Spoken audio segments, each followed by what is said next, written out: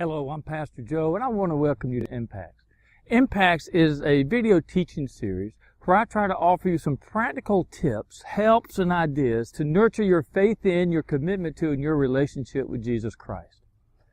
Well, we're continuing in a series we've been in for several weeks where we're looking at some of the common road signs that we encounter on the road.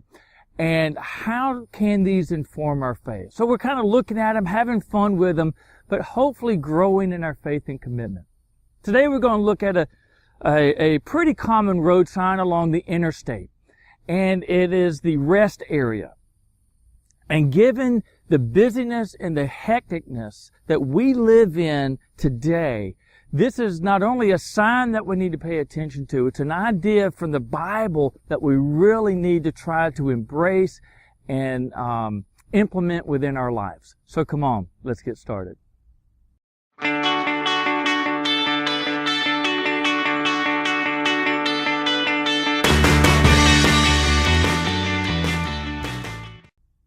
If you've done very much traveling, particularly on the interstate, then you surely have encountered rest areas along the way. Rest areas are areas where you can pull off the road. They usually have facilities if you need to use them. There's often vending machines if you need a snack or something to drink. And there's an area where you can walk around. Maybe you just need to stretch your legs, get a change of scenery to break up being so tired along the road.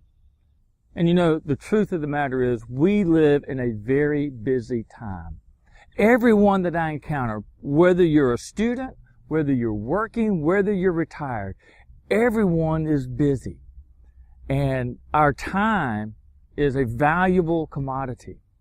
You know, most of us will carry one of these around, these cell phones, and cell phones can be great. Wherever I am, if I need something, I can contact somebody. But what it also means is I'm never out of touch. We get phone calls, text messages, emails, Facebook messages, whatever on our smartphones. And it can be good. But it also means that we're never out of touch. We're always available to people who need us. Whether it's the office, family members, friends, or what, doesn't matter. It does mean, though, that we often don't have very much downtime. And that's something we really need to pay attention to. And I think it's interesting in particular because there's a lot of people today, I know a lot of people who think being busy is sort of a sign of success. That if we are too busy in life, we've obviously made it in business and in whatever endeavor we're undertaking. But you know, when we think that way, or we have that idea in our mind, and then we look at Scripture. When we look at Jesus Christ, we find something completely different.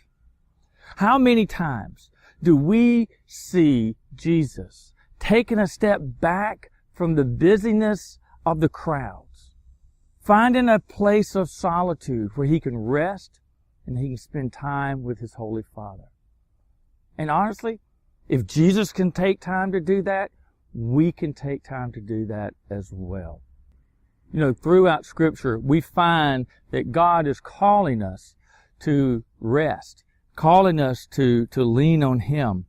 We can begin with 1 Peter 5, verse 7. He says, "Cast all your anxiety on Him because He cares for you." We can then go to Psalm 55, verse 22. "Cast your cares on the Lord, and He will sustain you." You see, time and again, we are called in the Bible to put our worries, our cares, our struggles, our problems, all of that on God, to release them from our lives and allow Him to carry them. It's not always easy.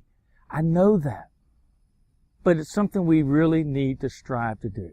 And so that's my challenge to you this week. For you to honestly, prayerfully carry your struggles, your crisis, your stress, your worries to God in prayer. And cast all of your anxiety. Let Him carry that anxiety. We can hear the words from the Gospel of Matthew, chapter 11, starting at verse 28. He says, "Come to me, all you who are weary and burdened, and I will give you rest. Take my yoke upon you and learn from me, For I am gentle and humble in heart, and you will find rest for your souls. For my yoke is easy and my burden is light. My challenge to you is to live into that call, to live into casting your cares and your anxiety on God through Jesus Christ. Lean on His strength, rest in His peace, and know the joy and the happiness that we have. Now, we're all going to continue to face difficult times and struggles and things that produce anxiety, but we need to release them and let Him carry them for us. Well, look, I do thank you for joining me this week for this installment of Impacts. I hope that you will join me next week. I think we got one more episode in the Road Signs of Faith. If you haven't already subscribed to my channel, I hope that you will. And then you can get notified of any new videos that I get posted. Well, look, until we get together next week, I pray for God's peace to surround you.